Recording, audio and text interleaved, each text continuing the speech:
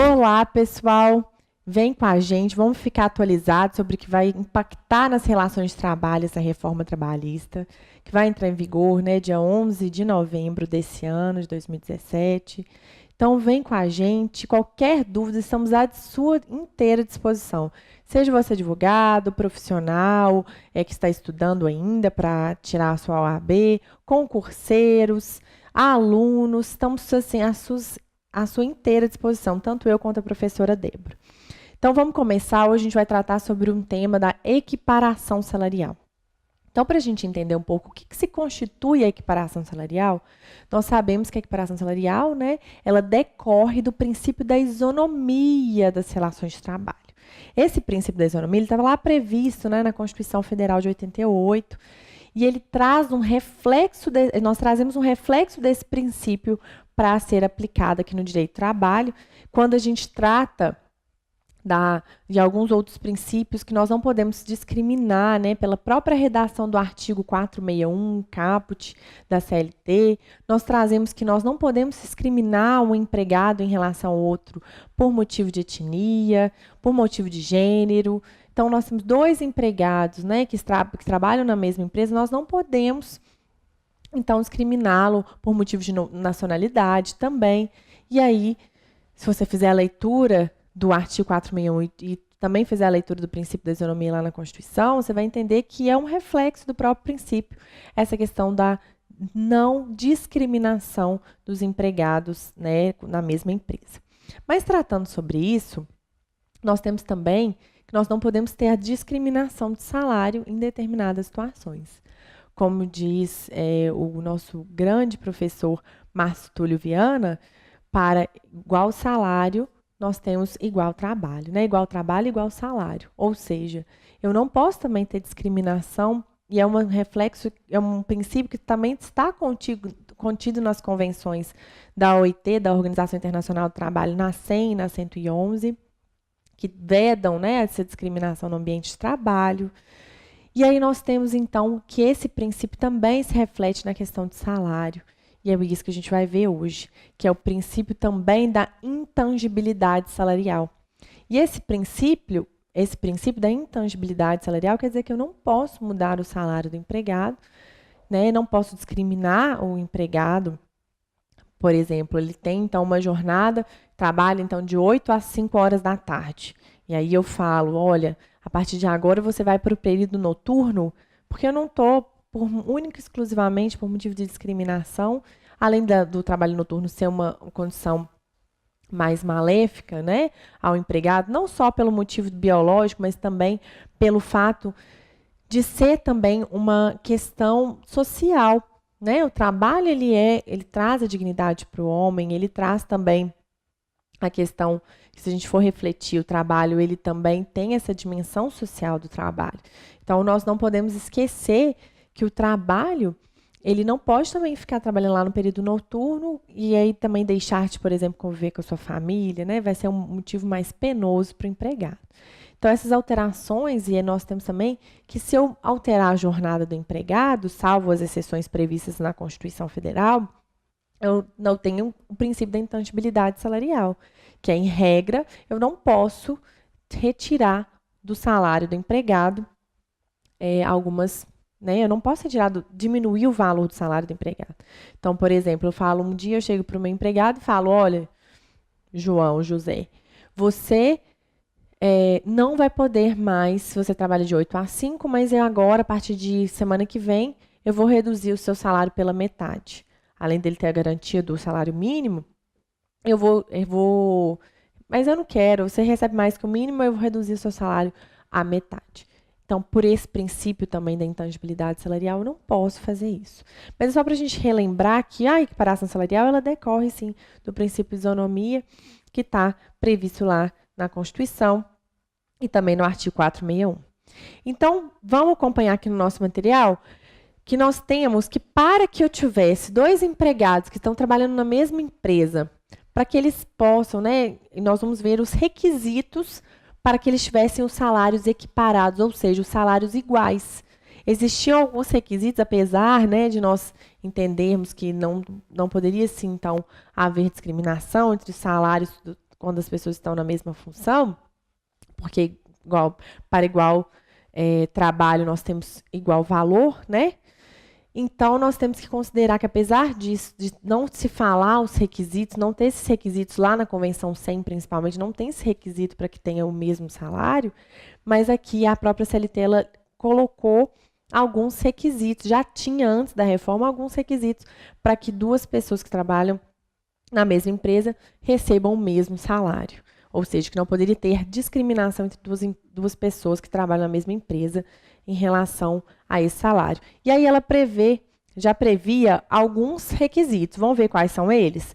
Primeiro, que essas duas pessoas em que nós estamos analisando, elas tivessem identidade de funções. Então, vamos voltar aqui para o quadro.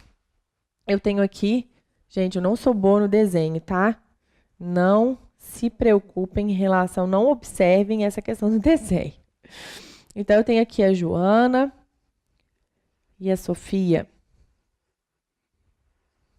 Tem a Joana e a Sofia, que trabalham para um determinado banco, por exemplo. Muito comum. Então, eu tenho a Joana e a Sofia que trabalham para o mesmo banco.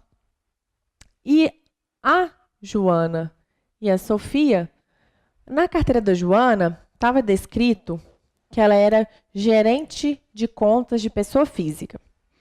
E na da Joana, gerente de contas de pessoa jurídica. Só que as duas exerciam as mesmas funções dentro do banco. Então, elas faziam a abertura de crédito, faziam todas as operações que são atinentes à profissão de bancário. Só que a Joana e a Sofia, elas recebiam um salário diferente. E aí a gente tem que ver que, para fins de equiparação salarial, nós tínhamos também, desde então, desde antes da reforma, que preencher todos os requisitos que estão descritos lá no artigo 461. E a gente precisa entender que aqui não bastasse, não precisava falar que se tivesse preenchido todos os requisitos e às vezes a nomenclatura do cargo da Joana e da Sofia eram diferentes, mas as duas exerciam as mesmas funções e estavam todos os outros requisitos também preenchidos para fins de equiparação salarial, tanto a Sofia e a Júlia, elas mereciam a equiparação salarial nesse sentido. Porque se eu tiver preenchido todos os outros requisitos, não importa o cargo, o que importava sempre era a função, a identidade de funções. Então, se as duas, mesmo tendo nome de cargo, nomenclatura do cargo diferente, se elas exerciam a mesma função, tanto todos os requisitos que a gente vai ver preenchidos, elas faziam jus ao pagamento do mesmo salário. Não poderia haver a discriminação de salário entre as duas.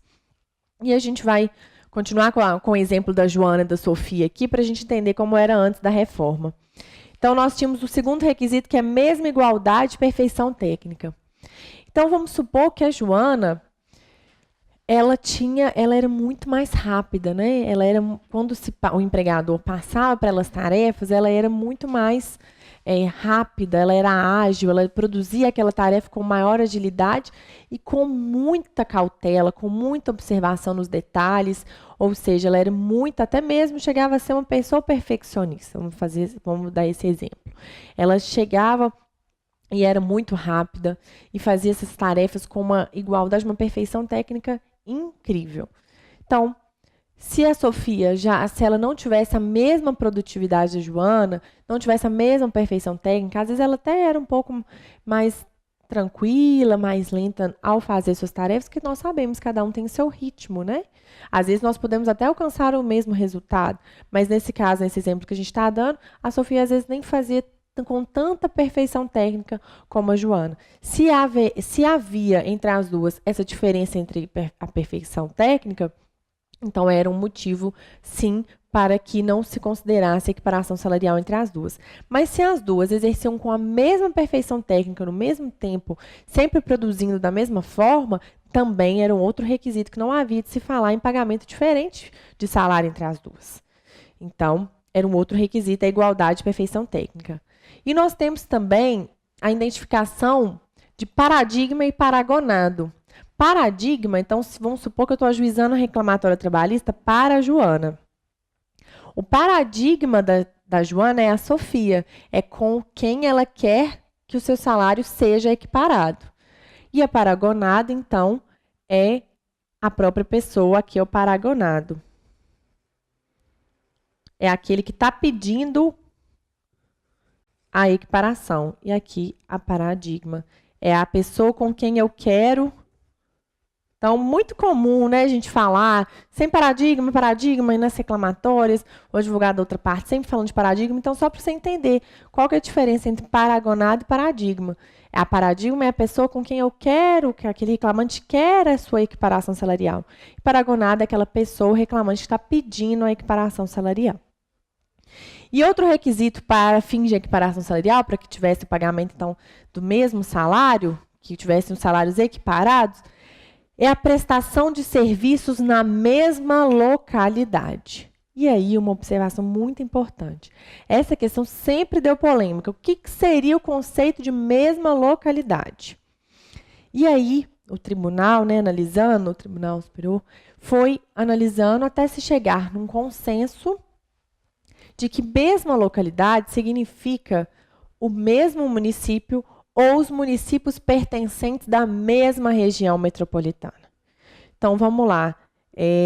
Dar um exemplo, né? Aqui, trazendo para um exemplo aqui de Minas Gerais. Se eu tenho, então, que a Joana trabalha na agência de determinado banco em Belo Horizonte e a Sofia trabalha na agência de Betim, que faz parte da mesma região metropolitana de Belo Horizonte. Havia de se falar que, por esse motivo, elas não teriam que ter o mesmo pagamento de salário, o mesmo salário? Não, porque Betim pertence à região metropolitana de Belo Horizonte. Então, mesmo elas trabalhando em localidade diversa, elas faziam jus ao pagamento do mesmo salário. E a gente vai ver que esse foi um dos pontos mais importantes alterados pela reforma. E aí, só para a gente relembrar também como era antes, que o tempo de função entre a Joana e a Sofia, ele não poderia ser superior a 2 anos. Então, se o tempo que a Joana assumiu o cargo lá de gerente de pessoa física, em relação a Sofia, que já ocupava o cargo há mais de 2 anos, se ela já ocupava aquela função, o cargo não é importante para fins de equiparação. Era somente a função. Então, embora elas tivessem tempo de cargo diferente, mas as funções eram há menos de 2 anos, elas também faziam jus à equiparação salarial. E aí nós temos que considerar que aqui fazia, antes da reforma, o que se importava era a função e não o cargo. E essa função não poderia ser superior a 2 anos. Então, vamos relembrar. E nós tínhamos uma exceção clara pela súmula 6, inciso 1º do TST. Então, a súmula 6, inciso 1º do TST.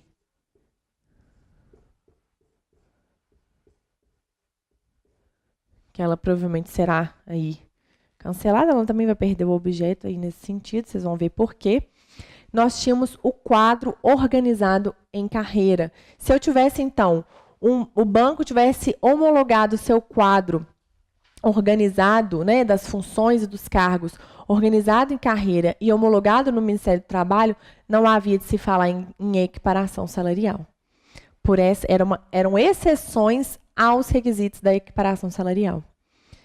E também, há outro requisito que trazido pela súmula 6, inciso 1º, é quando eu tinha a readaptação em nova função de empregado por motivo de deficiência física ou mental. Então, se um dos dois, paradigma ou paragonado, foi readaptado em razão de um acidente ocorrido e depois ele foi readaptado em uma nova função, ele não poderia não poderia ter a equiparação salarial também nesse caso. Mas aí, vamos aqui para o material para vocês poderem ver como que vai ficar, quais foram as principais mudanças em relação à reforma. Primeiro, agora, o caput do artigo 461, depois vocês fazem a leitura para vocês poderem comparar, né? Nós temos aí algumas CLTs que já estão previstas, nós vamos deixar disponibilizado também uma CLT que seja a comparação, né, com o outro, como era o artigo antes e como ficou depois. E nós temos que o caput do artigo 461 foi alterado com a reforma. Não só o caput, né, mas as principais mudanças foram: agora, retiro o grupo econômico, ou seja, também, se caso aqui nós tivemos, vamos voltar aqui rapidinho. Se eu tenho a Sofia e a Joana, elas trabalham para o mesmo grupo econômico. Antes também eu considerava o grupo econômico. O grupo econômico não é o mesmo empregador, a gente até viu lá na aula do grupo econômico, é um só, como se eles fossem uma única empresa. Então, aqui eu poderia, mesmo se eles trabalhassem pela intermediadora, por exemplo, e a Sofia pelo próprio banco, nós tínhamos, se ele cumprisse todos os requisitos, ela tinha que fazer jus à equiparação salarial. Embora elas estivessem em empresas distintas, porque elas pertenciam a empresas do mesmo grupo econômico. Agora, com a reforma, voltando aqui, nós retiramos o grupo econômico, ou seja, não há possibilidade de equiparação salarial por grupo econômico, porque essa questão aqui, volta aqui, a Sofia e a Júlia, elas têm que trabalhar no mesmo estabelecimento, agora, para fins de reforma, no mesmo estabelecimento comercial. Ou seja, eu limito ainda mais a equiparação salarial, que já tinha essa discussão, eu limito ainda mais a possibilidade da equiparação. Porque Joana e Sofia, antes, né, elas poderiam trabalhar na região metropolitana, por exemplo, em cidades diferentes, mas que eram pertencentes à mesma região metropolitana. Agora o CAPT fala não, elas têm que trabalhar necessariamente no mesmo estabelecimento comercial. Então, embora eu retiro, né, aí a questão, eu retiro a possibilidade do grupo econômico. Se ela trabalha na intermediadora, por exemplo, e no banco, não há de se falar não há de se falar em grupo econômico mais, elas têm que trabalhar no mesmo estabelecimento comercial. Matriz filial? Pode ser, mas tem que ser no mesmo estabelecimento comercial. O tempo de função, nós já havíamos falado que era um requisito, não era assim? O tempo de função não fosse superior a 2 anos. Agora, o tempo de função não será superior a 2 anos, mas o tempo no cargo não pode ser superior a 4 anos.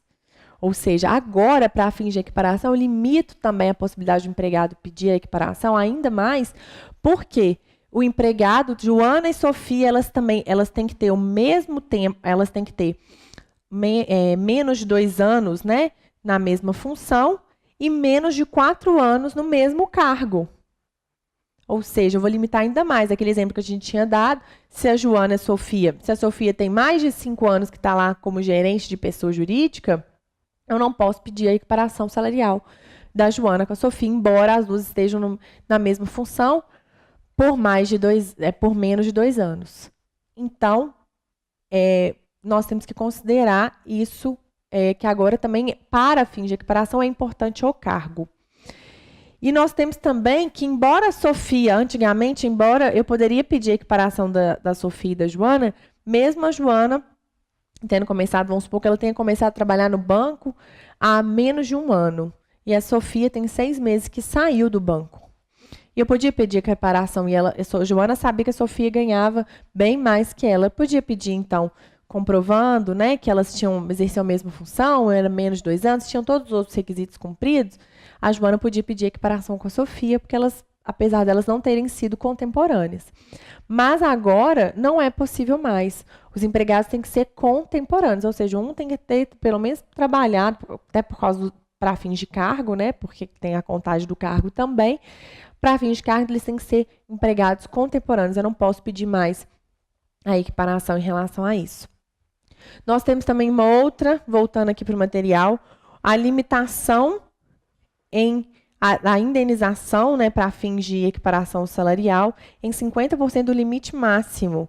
Ou seja, no caso de dano, né, dano moral aí, de 12 mil, mais ou menos. A limitação também do regime geral da Previdência Social.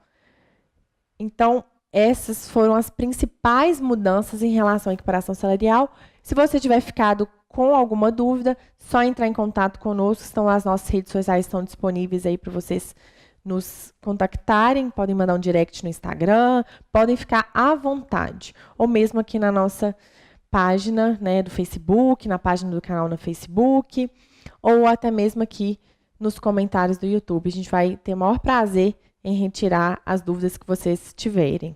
Até a próxima!